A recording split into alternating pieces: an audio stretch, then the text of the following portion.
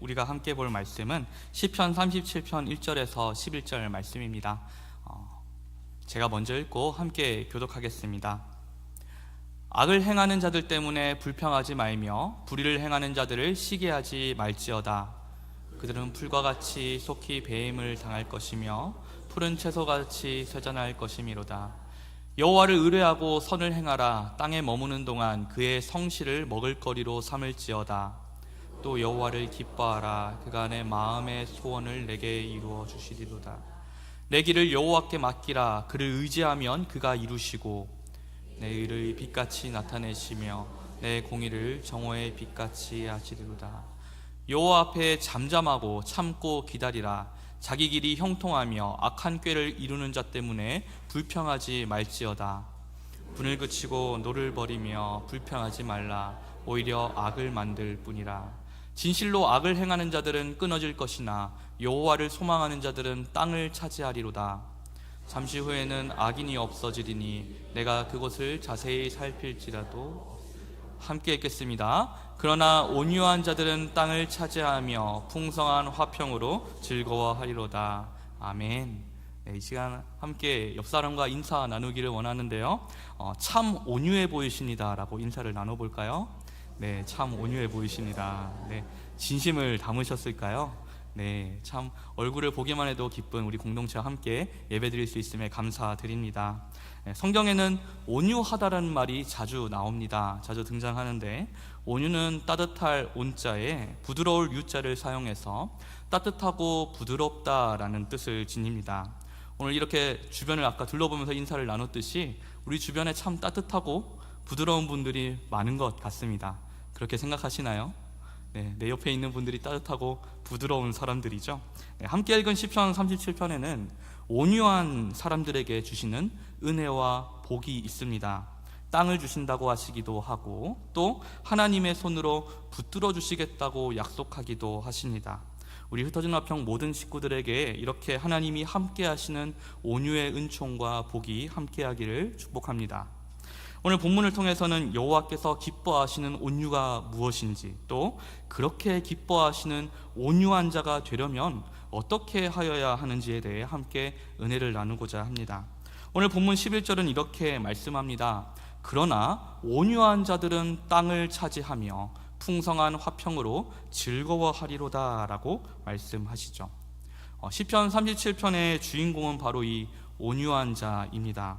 의를 행하는 것, 또 악인들 가운데에서 온전히 하나님을 섬기는 바로 그 사람을 온유한 사람이다 라고 표현합니다.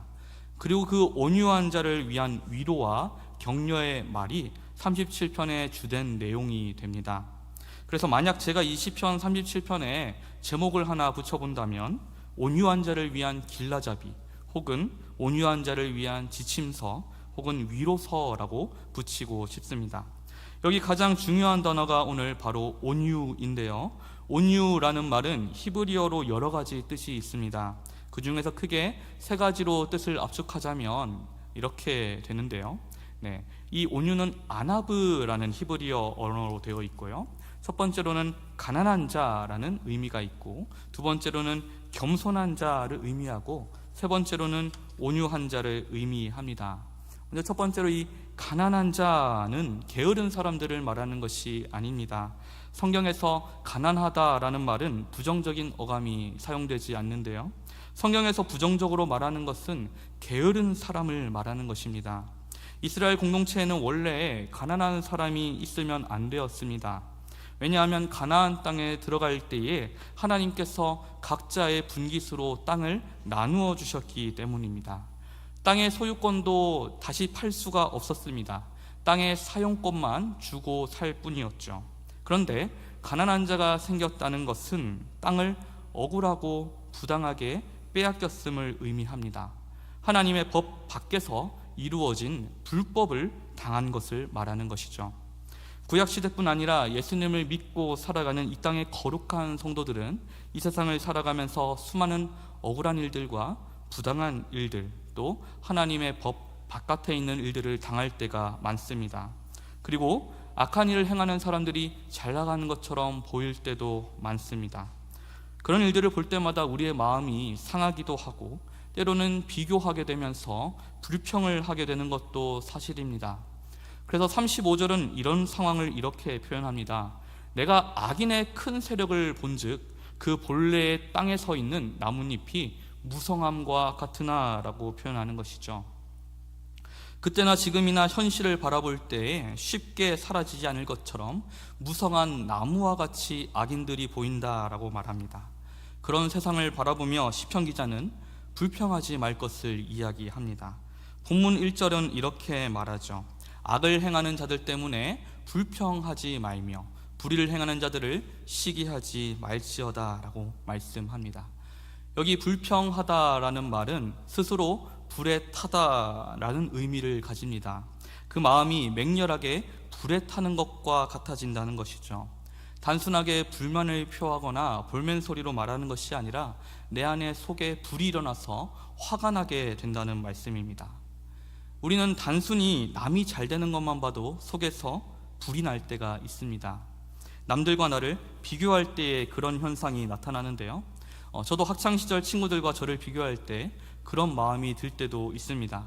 늘 그런 건 아니지만 아주 가끔 유학을 갔다 왔던 친구나 공부를 좀 더 한 친구를 보면 부러울 때가 있습니다. 다 저보다 공부도 잘하는 것처럼 보이지 않았었는데 그렇게 유학을 갔던 친구나 공부를 좀 더 한 친구를 보면 참 부러울 때가 많습니다. 제가 공부하는 걸 좋아하는 건 아니지만 공부했다고 자랑하는 건 참 좋아하거든요. 그 친구들이 악인은 아니기 때문에 악인의 형통이라고 말할 수는 없겠죠. 저는 그 친구들이 하나님의 도구로 한국교회에 큰 쓰임을 받는 줄로 믿습니다. 비교하면 부럽다는 것이죠. 그런데 아주 악인이 형통하면 어떻게 될까요?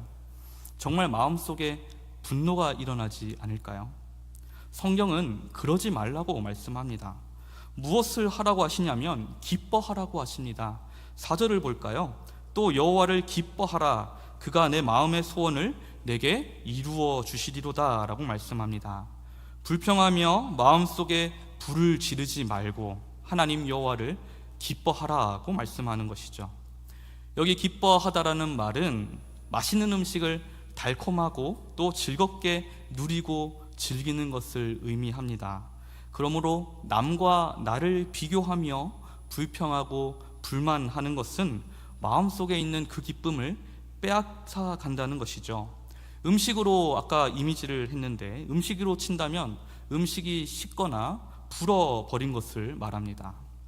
남과 나를 비교하면서 또 악인의 형통에 대해 불평하고 불만하면서 하나님께서 내게 맛있게 차려주신 그 밥상들, 음식들을 나의 앞에 있는데 식게 두거나 불게 놔둔다는 것이죠.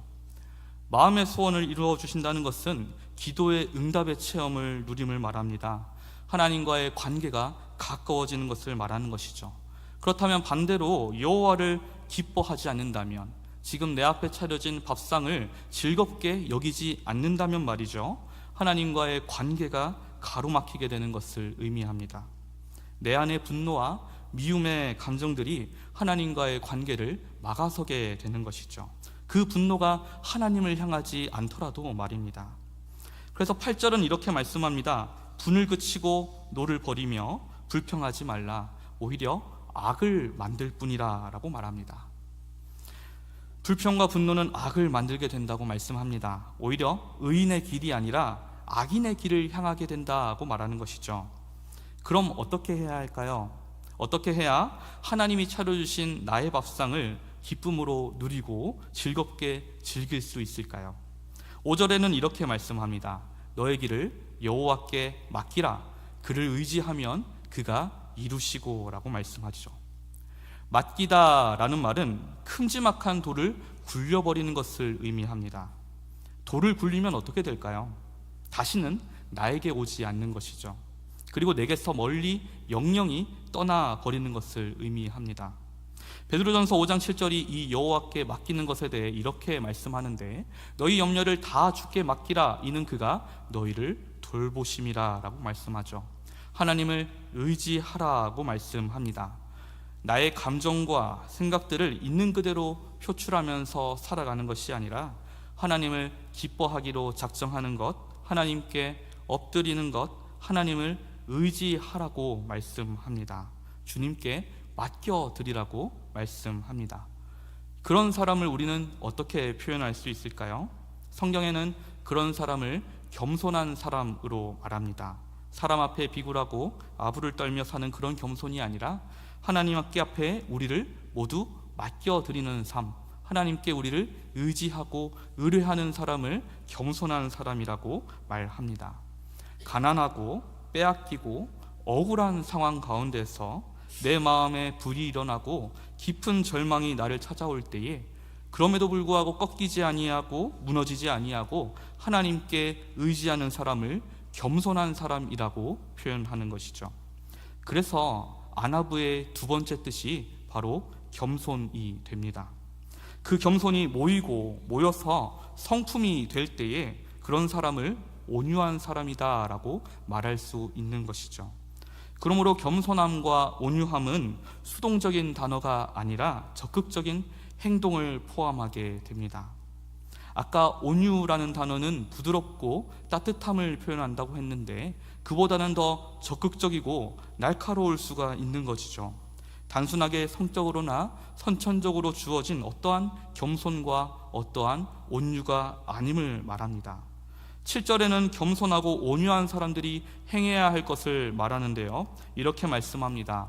여호와 앞에 잠잠하고 참고 기다리라고 말씀합니다.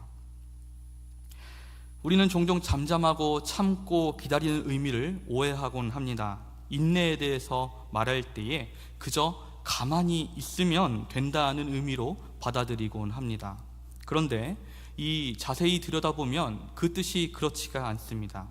여기 참고 기다리라는 말은 몸부림치다, 괴로워하다의 강조형입니다. 그러니까 몸부림치고 괴로워하다의 몇 곱절로 몸부림치고 괴로워하는 것을 참는다라고 말하는 것이죠. 이 단어를 그래서 히브리는 여인이 해산할 때, 아이를 낳을 때에 주로 사용합니다. 아이를 낳아 보셨을까요? 절반은 경험해 보지 못하셨을 거예요. 네, 저도 아쉽게도 직접 경험해 보지는 못했습니다. 하고 싶은데 할 수가 없는 상황이라고 제 아내에게는 늘 말하는데요. 네, 그렇지만 저도 간접 경험은 하였습니다. 제가 정말 다행이라고 여기는 것은 첫째와 둘째 아이를 낳을 때에 때마침 곁에 있었다는 것입니다. 첫째 아이를 낳을 때에 아내가 제일 힘들어 했었는데요, 그 통증을 어찌하지 못해서 제 이 손목, 팔, 목 이 걸리는 대로 쥐어 뜯더라고요.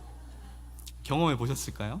네, 의사 선생님이 오히려 아내를 뜯어 말릴 정도로 제 피부가 막 떨어져 나갔는데요, 아팠습니다. 그런데 아내는 더 아팠겠죠. 그 해산의 고통이 바로 지금 이 참고 인내하는 것이라고 말씀합니다. 하나님께서는 왜 이렇게 아픔, 고통을 참고 인내하라고 하실까요? 그 고통과 아픔이 어떻게 수동적인 표현이 될 수 있을까요? 어떻게 잠잠하고 고요하게 인내할 수 있겠습니까? 그렇지 않다는 것이죠. 본문의 말씀대로라면 잠잠히 참고 기다리라는 이 말씀은 입을 틀어 막아서라도 불만을 하지 않으며 고통과 아픔을 참아야 되는 상황이라고 말씀하는 것이죠. 그러므로 겸손과 온유함이라는 것은 적극적인 성도들의 믿음의 표현이자 살아있는 신앙 고백이라고 할 수 있습니다. 예수님께서도 오늘 본문의 내용을 마태복음 5장 5절에서 이렇게 말씀하십니다. 온유한 자는 복이 있나니 그들이 땅을 기업으로 받을 것이미요 라고 토시 하나 틀리지 않고 동일하게 말씀하시죠. 이 그리스에서도 온유함이라는 말은 적극적인 단어로 표현됩니다. 이 말은 야생의 짐승이 길들여졌을 때 많이 사용하는 단어입니다. 그러니까 내 안에 있는 수많은 감정들과 복잡한 생각들을 잠재우고 다스릴 때 그것을 온유하다라고 말하는 것이죠. 어떻게 그럴 수 있을까요? 어떻게 그럴 수 있을까요? 9절을 보면 이렇게 말씀합니다. 진실로 악을 행하는 자들은 끊어질 것이나 여호와를 소망하는 자들은 땅을 차지하리로다. 여호와를 소망하는 자들이 온유한 자들이라고 말씀하는 것이죠. 땅을 차지한다는 것은 하나님의 약속을 이루어 주심을 의미합니다. 그러므로 하나님의 약속을 신뢰하고 믿음으로 나아갈 때에 우리는 겸손으로 행할 수 있으며 온유한 자가 될 수 있다는 것이죠. 본문 3절은 더 구체적인 방향을 제시합니다. 이렇게 말씀하는데요, 여호와를 의뢰하고 선을 행하라. 땅에 머물라. 그동안 그의 성실을 먹을거리로 삼아라 라고 명령하십니다. 명령어가 4개로 되어 있지만 한국어로 보기엔 좀 어려움이 있습니다. 먼저 의뢰하라고 말씀하시고, 선을 행하라고 말씀하시고, 이 땅에 머물라고 말씀하시고, 그의 성실을 먹을거리로 삼아라 라고 말씀하십니다. 하나님의 신실하심과 성실하심이 없다면 우리는 결코 인내할 수도 겸손할 수도 이 땅에 남아있을 수도 없는 것이죠. 왜냐하면 더 이상 바라볼 소망과 희망이 우리에게 없기 때문입니다. 하지만 여호와의 성실하심과 신실하심이 있기 때문에 우리는 소망을 가지고 내 모든 생각과 감정들이 아니라 하나님을 부여잡을 수가 있는 줄로 믿습니다. 어떻게 보면 하나님께서는 우리에게 계속해서 기다리라, 참으라 라고 말씀하시는 것 같은데요, 하나님께서 그렇게 말씀하시는 데에는 이유가 있습니다. 24절에 이렇게 말씀하십니다. 그는 넘어지나 아주 엎드러지지 아니함은 여호와께서 그의 손으로 붙드심이로다 라고 말씀하는 것이죠. 우리의 인내와 견딤과 믿음 이전에 먼저 하나님의 보호하심이 있습니다. 그러니까 우리는 기대하라, 또 인내하라, 기다리라 라는 하나님의 말씀을 다르게는 이렇게 해석할 수가 있는 것이죠. 기다리라, 인내하라는 하나님의 말씀은 곧 내가 지켜주겠노라, 내가 보호해주겠노라, 내가 옆에 있겠노라 라고 하는 말씀과 동일하다고 이해할 수 있습니다. 하나님께서 우리에게 참으라, 기다리라, 인내하라는 말씀을 하시는 것은 반대로 우리를 지켜주시고 보호해주시고 붙들어주시겠노라고 하는 강한 약속과 같다는 것이죠.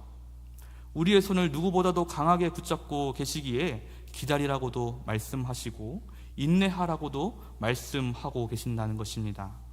그리고 우리가 마침내 그 길을 하나님과 함께 모두 걷게 되었을 때에 하나님께서는 그것을 보시면서 기뻐하신다는 것이죠. 23절은 이렇게 말씀합니다. 여호와께서 사람의 걸음을 정하시고 그의 길을 기뻐하시나니 라고 말씀하십니다. 여기 사람은 의인 혹은 온유한 자를 의미합니다. 하나님께서는 그 온유한 자의 걸음을 정하시고 그 사람의 길을 기뻐하신다는 것이죠. 사랑하는 우리 흩어진 화평 가족 여러분, 우리의 삶이 때로는 흔들릴 때도 있고, 때로는 주체하지 못하는 감정에 휩싸일 때도, 또 때로는 감당하지 못할 상황 가운데 처할 때도, 또 어떻게 해야 할지 모르는 상황 가운데 있을 때도 있습니다. 그런 상황에 있거나 있었거나 또 있게 될 것입니다. 왜냐하면 역설적이게도 하나님께서 여러분들의 손을 꼭 붙잡고 계시기에 그런 상황이 우리에게 찾아온다는 것이죠. 그때에 내 마음과 나의 상황들과 우리 주변을 보는 것이 아니라 하나님을 바라보게 되시기를 바랍니다. 하나님의 약속을 붙드시기를 바랍니다. 약속의 말씀을 우리가 바라보면서 말씀을 가까이 할 때에 그 말씀이 우리를 광야로도 인도하고 또 우리를 폭풍 가운데로 인도하고 또 우리의 모든 상황과 현실 가운데로 인도할 때에 그 가운데서 붙잡으시는 하나님의 손길을 경험하는 생명의 말씀을 가까이 하시기를 소망합니다. 또한 기도로 하나님께 의지하며 부르짖으며 그렇게 하나님을 부여잡는 겸손한 사람들로서, 누구보다 온유한 사람들로서 하나님과 함께 걸어나가시는 우리 흩어진 화평 모든 가족들 되시기를 간절히 소망합니다. 우리 함께 찬양하고 기도드리길 원하는데요, 오 주여 당신 앞에라는 찬양입니다. 조금은 천천히 함께 불러보길 원하는데요, 악보가 화면에